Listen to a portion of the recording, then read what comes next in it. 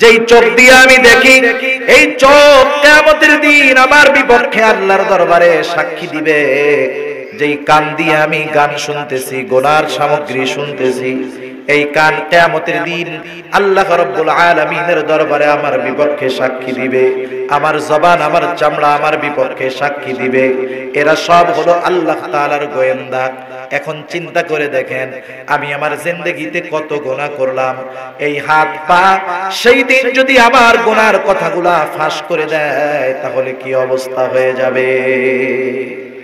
দুনিয়ার দিকে তাকান না, মাঝে মধ্যে অনেক জায়গায় কল রেকর্ড ফাঁস হয় না? এরকম কল রেকর্ড যখন ফাঁস হয়, একজন সর্বোচ্চ সম্মানিত ব্যক্তিও সবচাইতে নিকৃষ্ট ব্যক্তিতে পরিণত হয়ে যায়। সেজন্য এই চোখ আমার বন্ধু না দুশমন, কান আমার বন্ধু না, কান আমার দুশমন, হাত আমার বন্ধু না, হাত আমার দুশমন। স্বাভাবিক আমরা চিন্তা করি দুশমনের সামনে এমন কোন ক্লু প্রকাশ না পেয়ে যায় যার কারণে দুশমনের হাতে আমি ধরাশায়ী হয়ে যাই। এই চিন্তা রেখে আমি যদি প্রত্যেকটা গুনার সময় এই চিন্তাগুলা সামনে আনি, আল্লাহ দেখে, আমার হাত সাক্ষী, আমার কান সাক্ষী, আমার পা সাক্ষী। শুধু তাই না, আমি যদি এই চিন্তাটাও করি, দেখো ওই যে বরগুনার মধ্যে যেই লঞ্চটা যাইতেছিল, পানির মধ্যে লঞ্চ যাচ্ছে, লঞ্চে আগুন ধরে গেল, না জানি ওই সময় কত মানুষ রাতের মধ্যে কানে ইয়ারফোন লাগায়া গান শুনতেছিল, কত মানুষ না জানি মোবাইলে সিনেমা দেখতেছিল। আগুন নেভানোর জন্য পানির দরকার হয়, কিন্তু ওই সময় ওই পানি তাদের কোনো কল্যাণে আসে নাই, বরং ওই সময় ওই পানিটাও তাদের বিপদের কারণ হয়ে গেছে। ফামান যুহজিহা আনিন নার ওয়া উদখিলাল জান্নাতা ফাকাদ ফাজ। আল্লাহ রাব্বুল আলামিন বলেন, সফল হলো সে জাহান্নাম থেকে বেঁচে জান্নাতে গেল। যে একটা মানুষ যদি দুনিয়াতে কোনো সম্পদের মালিক নাও হয়, তার একটা টাকাও যদি দুনিয়াতে না থাকে, অভাবের মধ্যে যদি তার দিন যাপন করতে হয়, প্রতিদিন খাবারের কষ্ট, থাকার কষ্ট, কিন্তু এই লোকটা যদি ঈমান সহকারে মৃত্যুবরণ করে পরকালে জাহান্নাম থেকে বেঁচে জান্নাতে যেতে পারে, আল্লাহ রাব্বুল আলামিন বলেন অবশ্যই ওই লোকটা দুনিয়ার মানুষের চোখে সফল না হলেও আল্লাহ তাআলা বলেন অবশ্যই ওই লোকটা হলো সফল একজন মানুষ। সেজন্য আল্লাহ রাব্বুল আলামিন সফলতার সংজ্ঞা দিলেন যে জাহান্নাম থেকে বেঁচে জান্নাতে যেতে পারবে। অনুরূপভাবে যেই মানুষগুলা আল্লাহ তাআলার ইহসান, আল্লাহ তাআলার দয়ায় ঈমানের মতো দৌলত লাভ করে মুমিন নামক উপাধি অর্জন করেছে, দুনিয়াতে সব মুমিন কিন্তু সফল মুমিন নয়। সফল মুমিনকে আল্লাহ রাব্বুল আলামিন বলেন, ও দুনিয়ার মুমিনেরা, তোমরা যদি সফল মুমিন হতে চাও, সূরা আলে ইমরানের সর্বশেষ আয়াতের আলোকে তোমরা ওই চারটি গুণের মালিক হয়ে যাও। আল্লাহ রাব্বুল আলামিন বলেন, ইয়া আইয়ুহাল্লাযীনা আমানু, হে ঈমানদারেরা, এক নাম্বার গুণের কথা আল্লাহ তাআলা বলেন ইসবিরু, ও মুমিন তুমি সবর করো। দুই নাম্বার গুণের কথা আল্লাহ তাআলা বলেন ওয়াসাবিরু, মুমিন সবরের উপরে তুমি অটল থাকো। তিন নাম্বার আল্লাহ রাব্বুল আলামিন বলেন ওয়ারাবিতু, লম্বা ব্যাখ্যার দাবি রাখে শব্দটা, সহজ কথায় সর্ব অবস্থায় জিহাদের জন্য প্রস্তুত থাকো। চার নম্বর গুণ আল্লাহ তাআলা বলেন ওয়াত্তাকুল্লাহ, আল্লাহ তাআলাকে ভয় করো। এখন যদি আমরা আল্লাহ তাআলাকে জিজ্ঞাসা করি, আল্লাহ কেন এই চারটি গুণ আমরা অর্জন করব? কোরআনুল কারীম হলো এমন একটা কিতাব, যেই কিতাব কেউ যদি বুঝে পড়তে পারে, প্রতিটা শব্দের পরে যদি তার অন্তরের মধ্যে প্রশ্ন আসে, আল্লাহ সুবহানাহু ওয়া তাআলা কোরআন পড়তে গিয়ে বুঝতে গিয়ে হাজারো প্রশ্নের সম্মুখীন যদি পাঠক হয়ে যায়, ওই পাঠকের হাজারো প্রশ্নের জবাব আল্লাহ তাআলা কোরআনুল কারীমের মধ্যে রেখে দিয়েছে। আমরা যদি জিজ্ঞাসা করি আল্লাহ আমরা কেন এই চারটি গুণ অর্জন করব, আল্লাহ তাআলা বলেন এই চারটি গুণ মুমিন তুমি অর্জন করবে এই কারণে লাআল্লাকুম তুফলিহুন, মুমিন যাতে তুমি সফল মুমিন হতে পারো, সাধারণ মুমিন নয় সফল মুমিন। তাহলে বুঝে থাকলে বলেন সূরা আলে ইমরানের সর্বশেষ আয়াতের আলোকে একজন মুমিন যদি সফল মুমিন হতে চায় কয়টা গুণের দরকার? চারটি গুণের দরকার। এক নাম্বার গুণের কথা আল্লাহ তাআলা বলেন ইসবিরু, মুমিন তুমি সবর করো। সবর, সবর বলতে আমরা কি বুঝি? সাধারণত সবর বলতে আমরা বুঝি বিপদ আপদ মুসিবত কষ্ট ক্লেশ অভাব অনটন। এই সময় মনে হয় চুপ করে বসে থাকা। সবর মনে হয় শুধু বিপদ আপদ মুসিবতের মধ্যেই হয়, আমরা এমনটাই মনে করি। কিন্তু সারা দুনিয়ার মুফাসসিরিনে কেরাম, দুনিয়ার যত প্রসিদ্ধ তাফসীর আছে প্রত্যেকটা তাফসীরের মধ্যে আমাদেরকে জানায় দেওয়া হয়েছে প্রকৃতপক্ষে মুমিন সবর করবে তিন জায়গায়। কয় জায়গায় সবর হবে? তিন জায়গায়। একজন মুমিন যদি সবের মুমিন হতে চায় অবশ্যই তাকে তিন জায়গায় সবর করতে হবে। এক নাম্বার সবর হবে সবরুন আলাত তাআত, আনুগত্যের মধ্যে সবর। দুই নাম্বার সবর হবে সবরুন আনিল মাআসি। তিন নাম্বার সবর হবে সবরুন আলাল মাসায়েব। এক নাম্বার আনুগত্যের মধ্যে সবর তথা ইবাদতের মধ্যে সবর। দুই নাম্বার গুনার থেকে বেঁচে থাকা এর মধ্যে সবর। তিন নাম্বার বিপদ আপদ মুসিবতের ক্ষেত্রে সবর। তাহলে বুঝে থাকলে বলেন সবর হবে কয় জায়গায়? এক নাম্বার সবর হলো ইবাদতের মধ্যে সবর। সংক্ষিপ্তভাবে কথাগুলা দিলের কান দিয়ে আমরা শুনবো, তাহলে বুঝতে আমাদের জন্য সহজ হবে। ইবাদতের মধ্যে সবর এটা আবার কেমন করে হয়? আমাদের বুজুর্গানে দিন বলেন ওই ইবাদত হলো সবরওয়ালা ইবাদত, যেই ইবাদত হয়ে যায় সুন্দর ইবাদত। যেই ইবাদত সুন্দর সেই ইবাদত হলো সবরওয়ালা ইবাদত। কোন ইবাদত সুন্দর? কারণ আল্লাহ সুবহানাহু ওয়া তাআলা আমাদেরকে তার ইবাদত করার জন্য সৃষ্টি করেছেন, তাই না? আল্লাহ তাআলা কোরআনুল কারীমের মধ্যে বলেন ওয়ামা খালাকাতুল জিন্না ওয়াল ইনসা ইল্লা লিয়াবুদুন। আল্লাহ রাব্বুল আলামিন বলেন আমি মানুষ এবং জিনকে আমার ইবাদত করার জন্য সৃষ্টি করেছি। আমরা যদি প্রশ্ন করি আল্লাহ কত পরিমাণে ইবাদত করতে হবে, আমাদের এই প্রশ্নের জবাবে আল্লাহ রাব্বুল আলামিন বলেন আল্লাযী খালাকাল মাউতা ওয়াল হায়াতা লিয়াবলুয়াকুম আইয়ুকুম আহসানু আমালা। আল্লাহ রাব্বুল আলামিন বলেন ইবাদত কতটুকু করতে হবে? আল্লাহ তাআলা বলেন তিনি আল্লাহ যিনি মৃত্যু এবং জীবনকে সৃষ্টি করেছেন। কেন? আল্লাহ তাআলা বলেন লিয়াবলুয়াকুম, তোমাদের পরীক্ষার জন্য, অর্থাৎ আমাদের পরীক্ষা করার জন্য। কিসের পরীক্ষা? আল্লাহ তাআলা বলেন পরীক্ষা হলো আইয়ুকুম আহসানু আমালা, কার আমল কত সুন্দর। সুবহানাল্লাহ। তাহলে আল্লাহ তাআলা বেশি ইবাদত চান না সুন্দর ইবাদত চান? আল্লাহ রাব্বুল আলামিন সুন্দর ইবাদত চান। এখন আমার আমল তথা আমার ইবাদত যদি সবরওয়ালা সুন্দর ইবাদতে পরিণত করতে চাই, তাহলে আমার জন্য অনেকগুলা বিষয়ের প্রয়োজন। সর্বপ্রথম যেই দুইটা জিনিস লাগবেই লাগবে, কম্পালসারি বিষয়, সেই দুইটা জিনিস লাগবেই লাগবে। এই দুইটা জিনিস যদি কোনো ইবাদতের মধ্যে পূর্ণ মাত্রায় পাওয়া যায়, আশা করা যায় তার ইবাদত হয়ে যাবে সুন্দর ইবাদত। সুন্দর ইবাদত কাকে বলে? সুন্দরের সংজ্ঞা আমাদেরকে আগে জানতে হবে। সুন্দর কাকে বলে? সাধারণত আমরা সুন্দর বলি ওইটাকে যেটা দেখার পর আমাদের চোখ তৃপ্ত হয়, তৃপ্তি পায়, মজা পায়, ঠিক না? যেমন আমাদের সামনে যদি একটা সুন্দর চামড়ার ছোট বাচ্চা এনে দেওয়া হয়, আমরা বলি যে ছেলেটা সুন্দর, মেয়েটা সুন্দর, বাচ্চাটা সুন্দর, তাই না?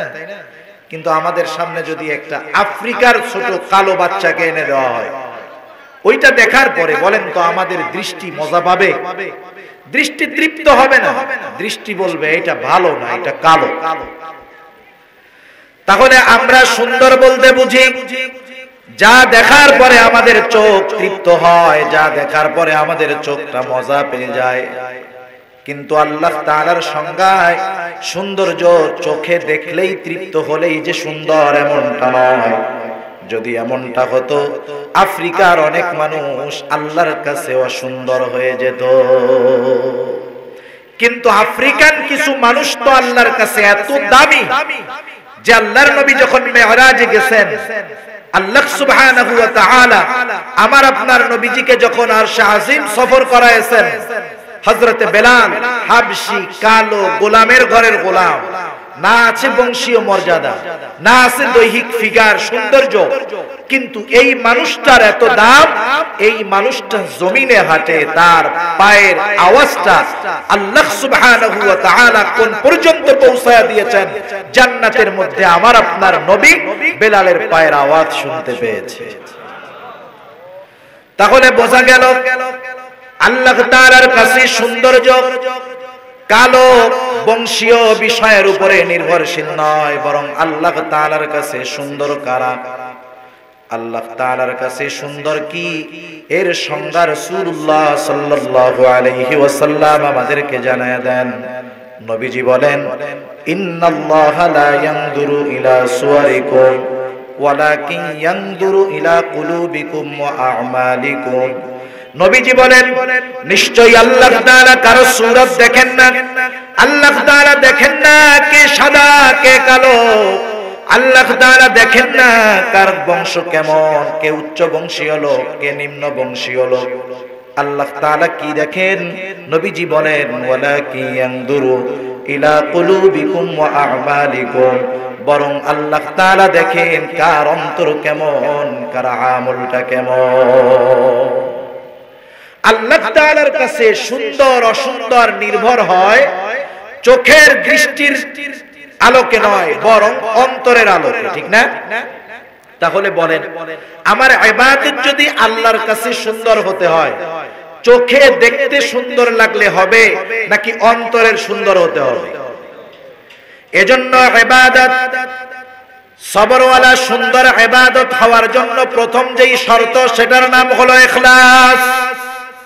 এখন আপনাদেরকে যদি জিজ্ঞাসা করি, বলেন তো ইখলাস চোখ দিয়ে দেখা যায় নাকি? কথা বলেন, চোখ দিয়ে দেখা যায়? ইখলাস তো অন্তরের বিষয়।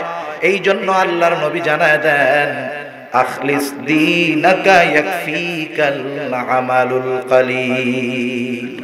নবীজি বলেন, তোমার ঈমান খাঁটি করো, তোমার নিয়ত পরিশুদ্ধ করো, অল্প আমল নাজাতের জন্য যথেষ্ট হবে। সুবহানাল্লাহ।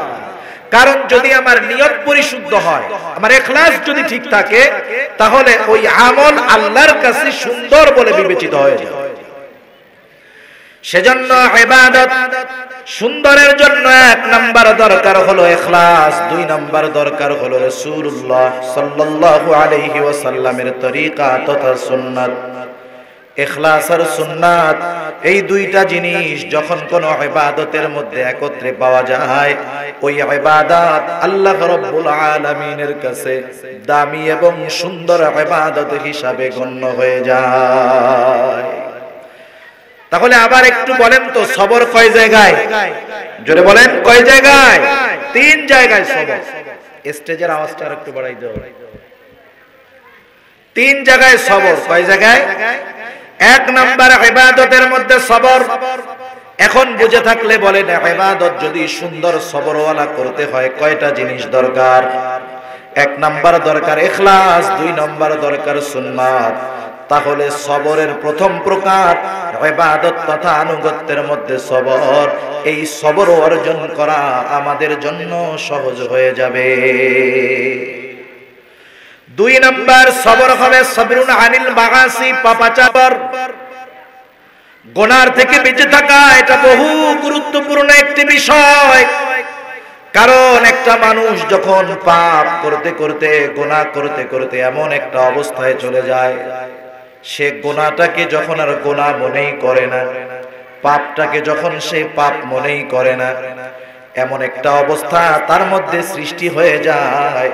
স্বাভাবিক অবস্থায় যেই কাজগুলা সে ঘৃণা করত, ওই গুনাহরত অবস্থায় ওই ধরনের কাজ তার জন্য বড় তুচ্ছ হয়ে যায়। একজন সাধারণ মানুষ যেই কাজের ব্যাপারে কল্পনাও করতে পারে না, একজন পাপী সেই কাজ করা কোনো ব্যাপার মনে করে না। এইরকম উপমা উদাহরণ যদি আমি আপনাদের সামনে দিতে যাই, অনেক দেওয়া যাবে। যেমন 2 মাস আগে কিশোরগঞ্জের করিমগঞ্জ থানার মধ্যে একটা ঘটনা ঘটেছে। ওই করিমগঞ্জ থানার একটা মেয়ে, তার নাম হলো মাইশা। এই মাইশা মহিলা মাদ্রাসার মধ্যে মিশকাত জামাতে পড়ে, আর একটা বছর পড়াশোনা করলেই একজন আলেমা হয়ে যাবে। 17-18 বছরের একজন যুবতী মেয়ে। মেয়েটার বাবা চাকরির সুবাদে বাড়ির বাহিরে থাকেন। মেয়েটা সকাল থেকে আসর পর্যন্ত মাদ্রাসার মধ্যে থাকে, আর মা বাড়িতে একা থাকে। কিন্তু এই মা এই একাকিত্ব সময় শয়তানের ধোঁকায় পড়ে ওই মা তার আপন ফুফাতো ভাইয়ের সাথে পরকীয়ার সম্পর্কে লিপ্ত হয়ে গেল। সমাজের মধ্যে এই জঘন্য গুনার প্রচলন আছে না নাই? আমি শুধু বোঝানোর জন্য যে একটা মানুষ গুনাহ করতে করতে তার মনুষ্যত্ব কোথায় গিয়ে ঠেকতে পারে, তার অবস্থা কোথায় যেতে পারে, যেটা সে সুস্থ অবস্থায় কল্পনাও করতে পারে না। মনে রাখবেন, একজন মানুষ যখন সুস্থ, সে যখন মাদক নিতে নিতে নেশাগ্রস্ত হয়ে যায়, তখন তাকে আমরা বলি মাদকাসক্ত, অসুস্থ, ঠিক না?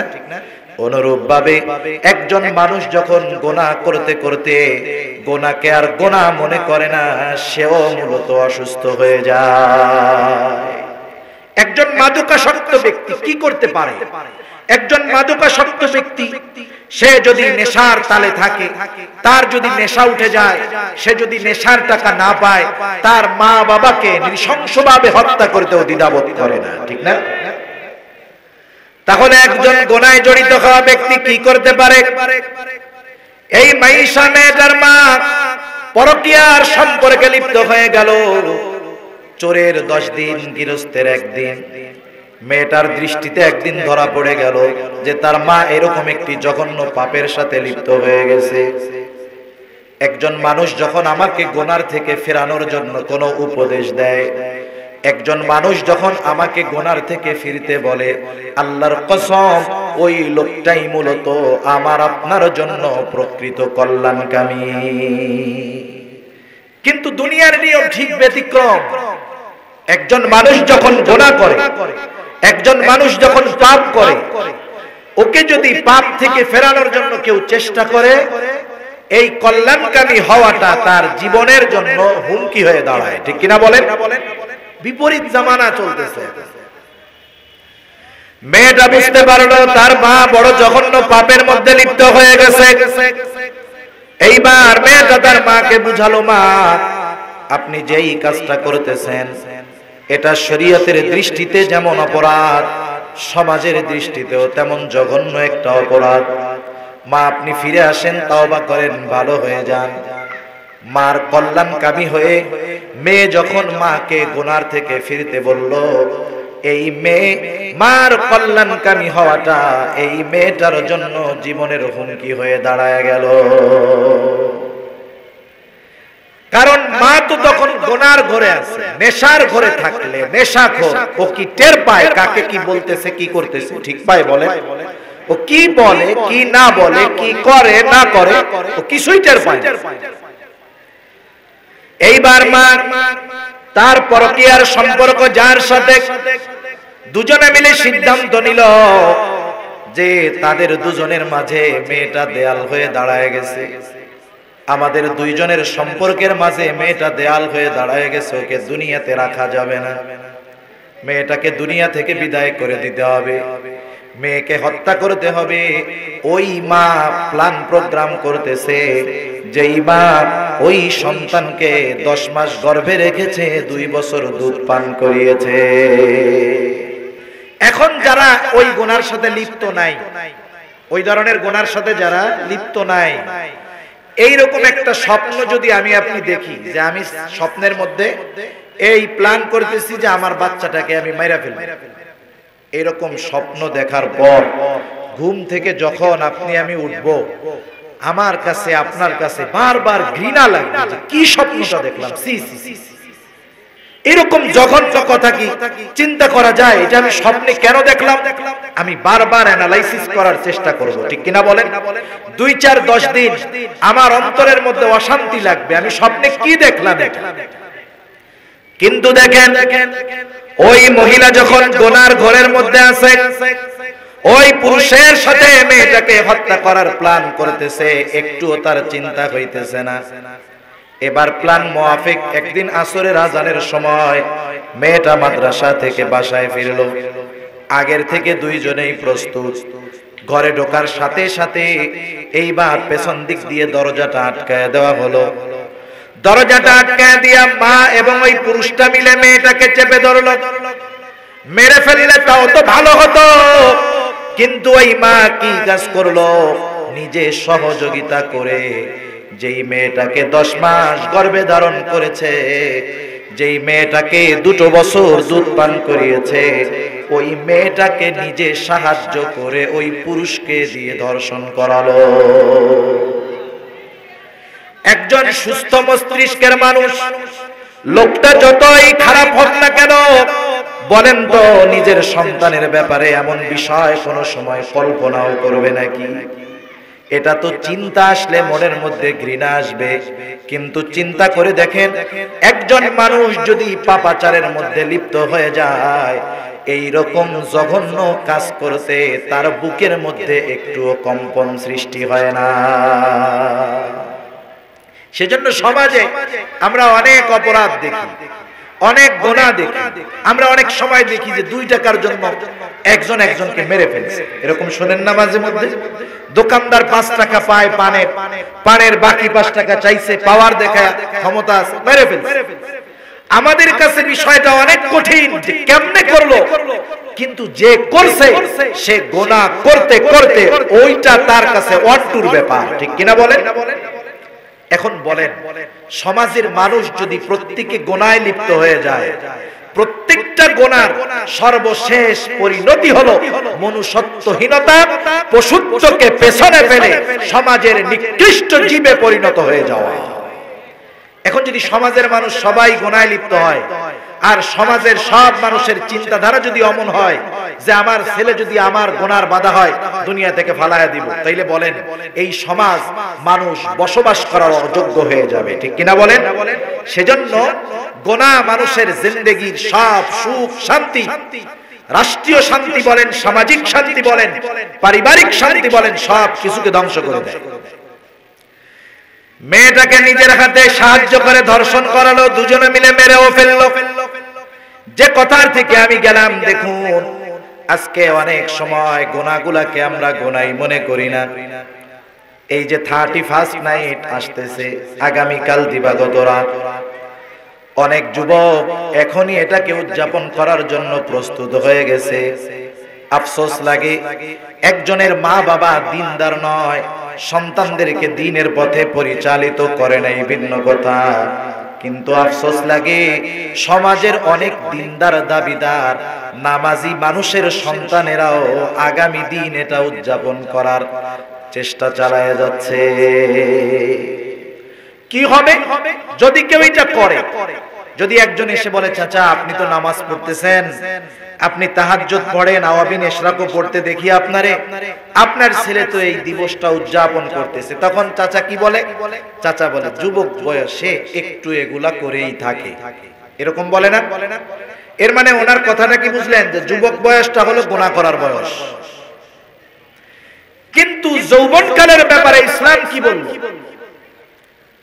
রাসূল আকরাম সাল্লাল্লাহু আলাইহি ওয়াসাল্লাম জানায় দিয়েছেন, কিয়ামতের দিন যখন সূর্যটা একেবারে নিকটে থাকবে, কোথাও কোনো ছায়া থাকবে না হাসরের ময়দানে, শুধুমাত্র আরশের ছায়া ছাড়া। নবীজি বলেন, সেই দিন 7 শ্রেণীর মানুষ আল্লাহ তাআলার আরশের ছায়ায় স্থান পাবে। তাদের মধ্যে এক শ্রেণীর মানুষ হলো ওই যুবক, যেই যুবক ইবাদতের মাধ্যমে তার যৌবনকাল অতিবাহিত করেছে। ইসলাম আমাদেরকে যৌবনকালে ইবাদত করতে বলে, আর দুনিয়ার সিস্টেম আমাদেরকে বলে যৌবন হলো উপভোগের টাইম, এনজয়ের টাইম, গুনাহ করার টাইম। তারাও করে, অভিভাবকরাও সাপোর্ট দেয়, ঠিক কিনা বলেন? সেজন্য মনে রাখবেন, আমি যদি আজকে মুসলমান তরুণ সমাজ এদেরকে জিজ্ঞাসা করি, বলো তো বাবা অথবা ভাই বন্ধু, বলো তো আজকে আরবি কোন তারিখ, আরবির কোন মাস, কত হিজরি?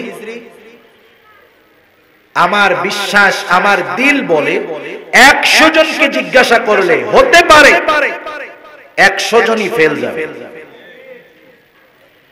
কিন্তু ইংরেজি তারিখের খবর ঠিক আছে, বাংলারটাও বলতে পারবে না। এখন জিজ্ঞাসা করে যে আজকে বাংলা কয় তারিখ, বলতে পারবে না, শুধু পহেলা বৈশাখের দিন পারবে।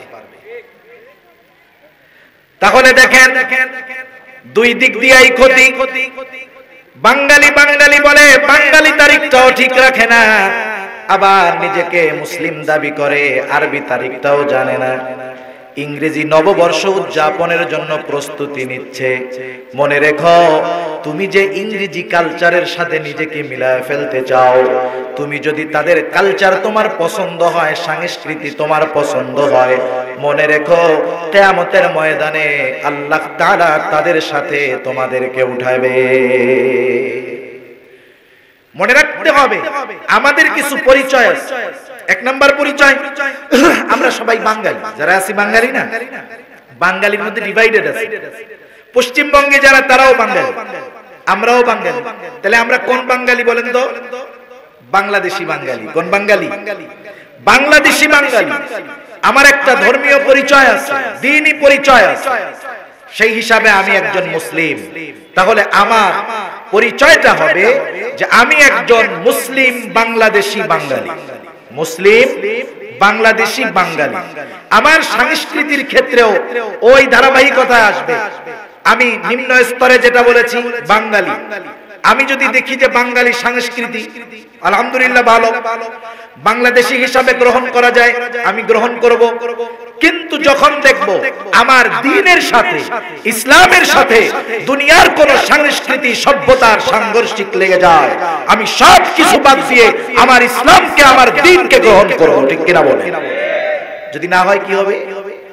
দ্বীনের সাথে যদি সাংঘর্ষিক লেগে যায়, দ্বীনের সাথে যদি সংঘর্ষ লেগে যায়, তাহলে সেটা গ্রহণ করা যাবে না। আমি যদি দ্বীনকে পেছনে ফেলে আমি আমার ওই সভ্যতা, ওই সংস্কৃতি, ওই অনুষ্ঠানকে অনুসরণ করি, কাফের মুশরিকদেরকে অনুসরণ করি, নবীজি আমার বলেন, মান তাশাব্বাহা বিকওমিন ফাহুয়া মিনহুম, যে যেই জাতির অনুকরণ করবে সে সেই জাতির লোক বলেই সাব্যস্ত হবে। সেজন্য প্রত্যেকটা উদযাপনের ক্ষেত্রে সর্বপ্রথম আমাকে প্রাধান্যতা দিতে হবে আমি একজন মুসলিম। এমন বিষয় আমি উদযাপন করব না, করতে যাব না, সমর্থন দিব না যেটার সাথে আমার ঈমানের সংঘর্ষ লেগে যায়, ঠিক কিনা বলে? অথচ দেখেন, ইংরেজি তারিখের হিসাব রাখার অন্যতম কারণ হলো আন্তর্জাতিক পরিমণ্ডলে সব ইংরেজি তারিখের হিসাবে সবকিছু করা হয়, এজন্য ইংরেজি তারিখের হিসাব রাখা জরুরি। কিন্তু কোন ব্যক্তি যদি ইংরেজি মাস, তারিখ, দিন সম্পর্কে না জানে, বলেন তো তার একটা সগীরা গুনাহ হবে নাকি? সগীরা গুনাহ হবে? একটা সগীরা গুনাহ হবে না। বাঙালি হিসাবে যদি আপনার এলাকার কোন মানুষ বাংলা সন, বাংলা তারিখ না জানে, একটা সগীরা গুনাহ হবে না। কিন্তু মুসলিম হিসাবে যদি কোন এলাকার মানুষ আরবি তারিখের হিসাব না রাখে, কমপক্ষে কিছু মানুষ আরবি তারিখের হিসাব যদি না রাখে, অবশ্যই ওই এলাকার প্রত্যেকটা মুসলমান গুনাহগার হয়ে যাবে। তাহলে মুসলিম হিসাবে আমার দরকার ছিল যে আরবি তারিখগুলোর হিসাব যথাযথভাবে রাখা, কারণ আরবি তারিখের সাথে, হিজরি সনের সাথে, চন্দ্রবর্ষের সাথে আমাদের ইবাদতগুলো সম্পৃক্ত। আমাদের রোজা, আমাদের যাকাত, আমাদের হজ, এগুলো সব চন্দ্রবর্ষের সাথে সম্পৃক্ত বিষয়, ইবাদত সম্পৃক্ত বিষয় এই তারিখগুলো। অথচ আমরা মুসলমান এইটার ব্যাপারে খবরও নাই, অনেকে জানেই না যে আরবি বর্ষের প্রথম তারিখটা বা প্রথম মাসটা কোনটা, এটা অনেক মুসলমান জানে না। ঠিক কিনা বলেন? এটা আফসোসের ব্যাপার। সেজন্য যে কথার থেকে গেলাম, আমি আপনি যদি মনে করি ছোট ছোট গুনাহ এতে কি হবে, এটা তো স্বাভাবিক, যৌবনকালে করে থাকে। কিন্তু মনে রাখতে হবে এই ছোট ছোট গুনাহ আমার তামাম জিন্দেগীর সব ইবাদত আমলগুলোকে নষ্ট করে দিতে পারে। আকাশে বিশাল বড় বিমান যায় মাঝে মধ্যে, দেখেন নাই? বোয়িং বিমানগুলো ডাবল ডেকার, এক একটা বিমান ১,১২০০ যাত্রী তার মধ্যে ধরে, বিশাল বড়। এই বিমানটা যখন আকাশে উড্ডয়ন করে, এর আগে ওই বিমানের মধ্যে যথেষ্ট পরিমাণ অক্সিজেন দিয়ে দেওয়া হয়। শুধু তাই না, প্রত্যেকটা দরজা এমন ভাবে আটকায় দেওয়া হয় যাতে বিমানটা যখন ৩০,০০০, ৩৪,০০০, ৩৫,০০০ ফিট উপরে যাবে, ওখানে বাতাসের চাপ আছে, যাতে করে বাতাস বাহিরেরটা ভেতরে না ঢুকতে পারে, ভেতরেরটা বাহিরে না ঢুকতে পারে। তখন যদি কোনো আল্লাহর বান্দা চিন্তা করে আমি একটু জানলা টান্না খুইলা কোনো মতে বাহিরটা একটু দেখি কেমন লাগে, ওই মুহূর্তে যদি এই কাজ সে করে, এই চিন্তা যদি সে করে, একটা দরজা খোলার কারণে বাতাস ঢুকবে, বাতাসের চাপে বিশাল বড় বিমানটা মুহূর্তের মধ্যে ক্রাশ হয়ে যেতে পারে। ঠিক কিনা বলেন? খুলছে তো এতটুকু, কিন্তু বিশাল বিমান ক্রাশ হয়ে গেল। অনুরূপ ভাবে আমাদের জিন্দেগীর ছোট ছোট গুনাহগুলো আমাদের জিন্দেগীর সব আমলগুলোকে বরবাদ করে দিতে পারে। এজন্য সকল প্রকার ছোট বড় সব গুনাহ থেকে আমরা বেঁচে থাকবো ইনশাআল্লাহ। চেষ্টা করা যাবে না? আমি যখন গুনাহ করি, গুনার থেকে সবর কেমনে করব?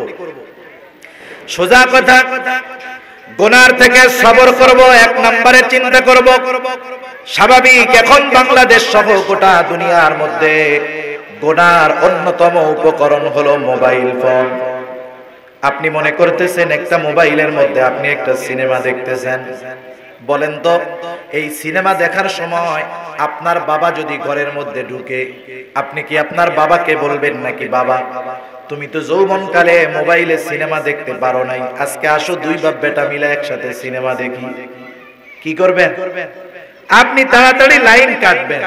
যদি ধরা পড়ে যান, যাই কি করো, বলবে আব্বা আমি সুন্দর ওয়াজ শুনতেছি আব্বা, এটাই তো বলবে, ঠিক না? বলবে আব্বা কোরআন শুনতেছি আব্বা, অথচ দেখতেছে কি? সিনেমা। কাইটা দিল কেন? বাবা দেখে ফেলবে এই ভয়।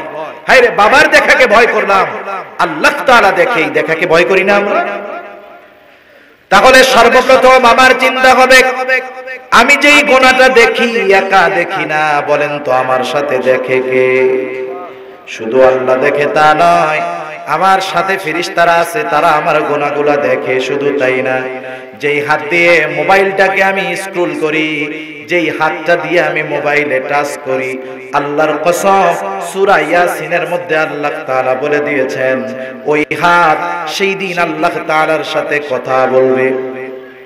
শুধু তাই না, যেই চোখ দিয়ে আমি দেখি, এই চোখ কিয়ামতের দিন আমার বিপক্ষে আল্লাহর দরবারে সাক্ষী দিবে।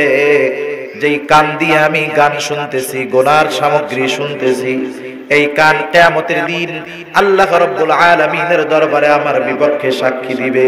আমার জবান, আমার চামড়া আমার বিপক্ষে সাক্ষী দিবে। এরা সব হলো আল্লাহ তাআলার গোয়েন্দা। এখন চিন্তা করে দেখেন আমি আমার জিন্দেগিতে কত গুনাহ করলাম। এই হাত পা সেই দিন যদি আমার গুনার কথাগুলা ফাঁস করে দেয়, তাহলে কি অবস্থা হয়ে যাবে? দুনিয়ার দিকে তাকান না, মাঝে মধ্যে অনেক জায়গায় কল রেকর্ড ফাঁস হয় না? এরকম কল রেকর্ড যখন ফাঁস হয়, একজন সর্বোচ্চ সম্মানিত ব্যক্তিও সবচাইতে নিকৃষ্ট ব্যক্তিতে পরিণত হয়ে যায়। দুনিয়ার একটা অপরাধ, একটা অপকর্ম ফাঁস হলে যদি এই অবস্থা হয়, আমাদের কত অপকর্ম আছে, কত গুনাহ আছে, সেটা যদি কিয়ামতের ময়দানে ফাঁস হয়ে যায়, বাঁচার উপায় আছে? সেজন্য এই চোখ আমার বন্ধু না দুশমন, কান আমার বন্ধু না, কান আমার দুশমন, হাত আমার বন্ধু না, হাত আমার দুশমন। স্বাভাবিক আমরা চিন্তা করি দুশমনের সামনে এমন কোন ক্লু প্রকাশ না পেয়ে যায় যার কারণে দুশমনের হাতে আমি ধরাশায়ী হয়ে যাই। এই চিন্তা রেখে আমি যদি প্রত্যেকটা গুনার সময় এই চিন্তাগুলা সামনে আনি, আল্লাহ দেখে, আমার হাত সাক্ষী, আমার কান সাক্ষী, আমার পা সাক্ষী। শুধু তাই না, আমি যদি এই চিন্তাটাও করি, দেখো ওই যে বরগুনার মধ্যে যেই লঞ্চটা যাইতেছিল, পানির মধ্যে লঞ্চ যাচ্ছে, লঞ্চে আগুন ধরে গেল, না জানি ওই সময় কত মানুষ রাতের মধ্যে কানে ইয়ারফোন লাগায়া গান শুনতেছিল, কত মানুষ না জানি মোবাইলে সিনেমা দেখতেছিল।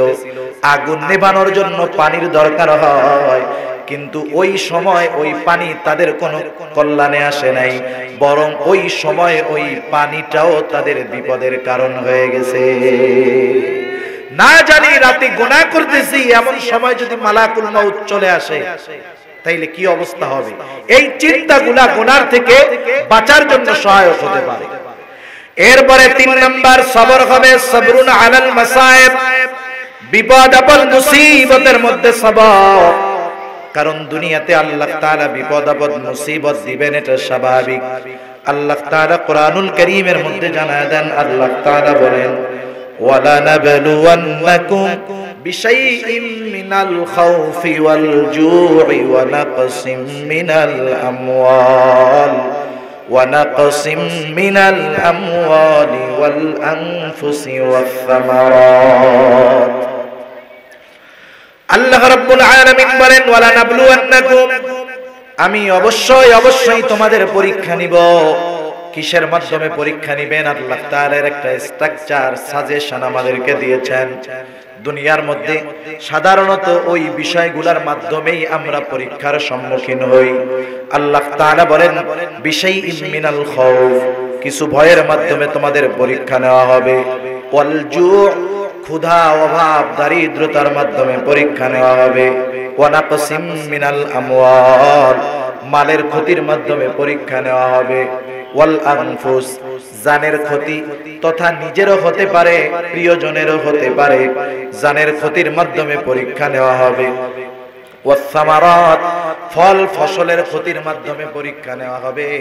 আল্লাহ রাব্বুল আলামিন বলেন এই পরীক্ষায় যেই মানুষগুলা সবরের উপরে থাকবে, যেই মানুষগুলা সবরের উপরে অটল থাকবে, যেই মুমিন এই বিপদ আপদ আসার পরেও আল্লাহ তাআলার পথ ত্যাগ না করে আল্লাহর প্রতি ভরসা রাখবে, আল্লাহ তাআলার কাছে সবর এবং সালাতের মাধ্যমে সাহায্য প্রার্থনা করবে, আল্লাহ রাব্বুল আলামিন বলেন ওই মুমিন ওই পরীক্ষায় যখন উত্তীর্ণ হয়ে যাবে, ওই মুমিনের উপাধি আমি আল্লাহ দিয়ে দিব সবের মুমিন। ওই মুমিন সাধারণ মুমিন থাকবে না, ওই মুমিন কি মুমিন হবে বলেন? সবের মুমিন। আর যিনি সবের মুমিন তার ব্যাপারে আল্লাহ তাআলা বলেন বাশশিরিস সাবিরিন, আপনি ধৈর্য ধারণকারীদেরকে সুসংবাদ দিয়ে দেন। কিসের সুসংবাদ? তথা জান্নাতের সুসংবাদ। প্রত্যেকটা জিনিসের প্রাথমিক কিছু আলামত আছে। মূলত ধৈর্যশীল মুমিন কারা, কাদেরকে সুসংবাদ দিবেন? আল্লাহ তাআলা তাদের ছোট্ট একটা পরিচয় বর্ণনা করে বলেন আল্লাযীনা ইযা আসাবাতুহুম মুসিবাহ ক্বালু ইন্না লিল্লাহি ওয়া ইন্না ইলাইহি রাজিউন। সাবের মুমিন যারা, এদের উপরে যখন কোনো বিপদ আপদ মুসিবত আসে, এরা কি করে? সর্বপ্রথম এরা বলে ইন্না লিল্লাহ, সুবহানাল্লাহ। এরা প্রথমে কি বলে? তারা বলে ইন্না লিল্লাহি ওয়া ইন্না ইলাইহি রাজিউন, নিশ্চয়ই আমরা আল্লাহর জন্যই, নিশ্চয়ই আমরা আবার আল্লাহর কাছে প্রবর্তন করব। বিপদ আপদ মুসিবতে তারা এই দোয়া পড়ে। শুধু তাই না, সহিহ মুসলিমে রাসূল আকরাম সাল্লাল্লাহু আলাইহি ওয়াসাল্লাম, সহিহ মুসলিম শরীফের একটা হাদিস, এই হাদিসের মধ্যে আল্লাহর নবী দোয়া শিখায় দিয়েছেন। নবীজি বলেন যখন কোন মুসলমান বিপদ আপদ মুসিবতে পতিত হবে সে এই দোয়াটা পড়বে। এমন একটা দোয়া, কিছু দোয়া আমরা শিখি শুধুমাত্র কোরআন থেকে, আবার কিছু দোয়া শিখি শুধুমাত্র হাদিস থেকে। কিন্তু এই দোয়াটা এমন একটা দোয়া, এই দোয়ার একটা অংশ শিখিয়ে দিয়েছেন আল্লাহ, আর একটা অংশ শিখিয়ে দিয়েছেন মুহাম্মাদুর রাসূলুল্লাহ। দোয়াটা কি? নবীজি বলেন যখন কোন মুসলমান বিপদ আপদ মুসিবতে পতিত হবে সে প্রথমেই বলবে ইন্না লিল্লাহি ওয়া ইন্না ইলাইহি রাজিউন। এরপরে বলবে আল্লাহুম্মা আজুরনি ফি মুসিবাতি, বলবে আল্লাহ আমি যেই বিপদের মধ্যে পতিত হয়েছি, আয় আল্লাহ এই বিপদের প্রতিদান আমাকে দেন, বিপদ থেকে আমাকে বাঁচান। শুধু তাই না, ওয়া আখলিফ লি খায়রাম মিনহা, এই বিপদের মাধ্যমে আমি যা হারিয়েছি তার চাইতে উত্তম বস্তু আল্লাহ আপনি আমাকে দিয়ে দেন। নবীজি বলেন বিপদ আপদ মুসিবতের খবর আসার সাথে সাথে, পড়ার সাথে সাথে, মুসিবত আসার সাথে সাথে যে এই আমলটা করবে আল্লাহ সুবহানাহু ওয়া তাআলা বিপদ থেকে উদ্ধার করবেন। শুধু তাই না, আল্লাহর নবী বলেন ওই বিপদের মাধ্যমে, মুসিবতের মাধ্যমে সে যা হারিয়েছে তার চাইতে উত্তম বস্তু তাকে দিয়ে দিবেন কে? আল্লাহ। এরপরে সাহাবের মুমিন যারা, তাদের আরেকটু পরিচয় আল্লাহ তাআলা দিয়ে বলেন উলাইকা আলাইহিম সালাওয়াতুম মির রাব্বিহিম ওয়া রাহমাহ। আল্লাহ তাআলা বলেন সবের মুমিন যারা, তাদের উপরে তাদের রবের পক্ষ থেকে রয়েছে বিশেষ অনুগ্রহ আর রহমত, বিশেষ অনুগ্রহ আর দয়া।